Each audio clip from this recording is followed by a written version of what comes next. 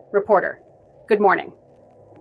In recent discussions surrounding the future of the United States Postal Service, USPS, former President Donald Trump has once again brought attention to the idea of privatizing the agency, which has been an independent government entity since July 1, 1971. The potential move toward privatization has sparked debate across political and economic spheres, raising concerns about its impact on the American public, the workforce, and mail delivery operations nationwide. While the idea of privatizing the USPS is not new, the urgency of reform has become more pronounced due to the agency's ongoing financial struggles.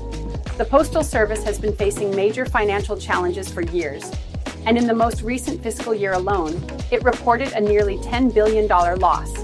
These mounting losses have made it increasingly difficult for the USPS to maintain its services efficiently, leading to discussions on whether privatization, restructuring, or a complete overhaul of the system is necessary.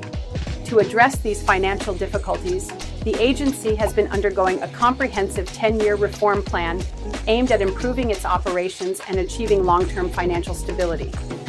However, these efforts have not yet yielded significant improvements, and the debate continues over whether additional measures, including privatization, could offer a better path forward. Adding to the uncertainty, the current Postmaster General has announced his decision to step down from his position. His resignation has further fueled speculation about the direction the USPS will take in the coming years. Leadership changes at such a critical juncture raise questions about whether a new Postmaster General will push for significant reforms or continue with the agency's existing strategy. Former President Trump has repeatedly emphasized the need for substantial changes to the Postal Service. He has pointed out that the agency has been operating at a tremendous loss for many years, costing the country billions of dollars. He argues that if the USPS were managed more like a private company, it could operate more efficiently and eliminate unnecessary financial burdens on taxpayers. One of the more controversial ideas proposed by Trump is the possibility of merging the USPS with the Department of Commerce.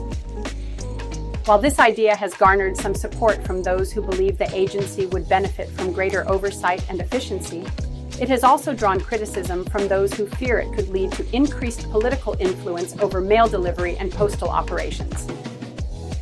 Critics argue that the Postal Service's independence is essential for ensuring fair and unbiased mail services across the country.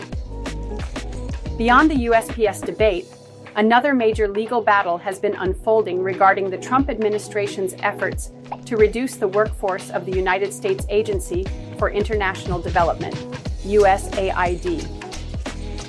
A federal judge recently ruled on this matter, allowing the administration to move forward with removing thousands of USAID employees from their positions. The ruling came despite strong opposition from a coalition of 19 state attorneys general who had challenged the decision in court. The legal dispute centered around concerns about transparency and financial accountability. The attorneys general raised alarms over the handling of sensitive banking records and the potential implications of such a widespread reduction in personnel. However, the judge ultimately determined that the plaintiffs had not presented sufficient legal grounds to justify the broad and sweeping relief they had requested.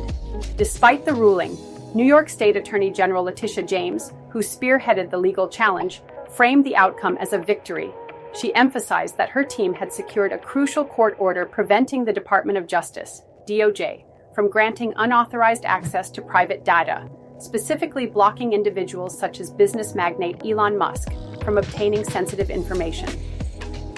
Additionally, the ruling prohibited the use of federal funds in ways deemed inappropriate by the coalition of attorneys general.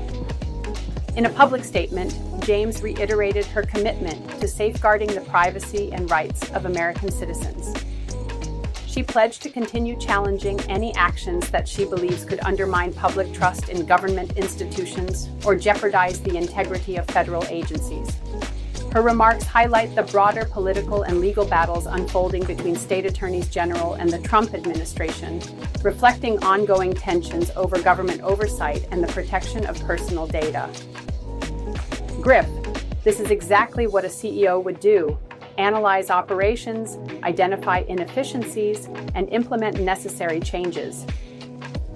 Rachel, exactly. If the United States Postal Service were a private company and executives were reviewing its financial performance, they would likely conclude that significant changes need to be made. In the private sector, when an organization is losing billions of dollars annually, leadership would take decisive action to restructure operations, cut costs, and improve efficiency. Corporate leaders in such a situation would evaluate whether to replace key personnel, introduce new management strategies, or even consider outsourcing certain operations to improve financial stability.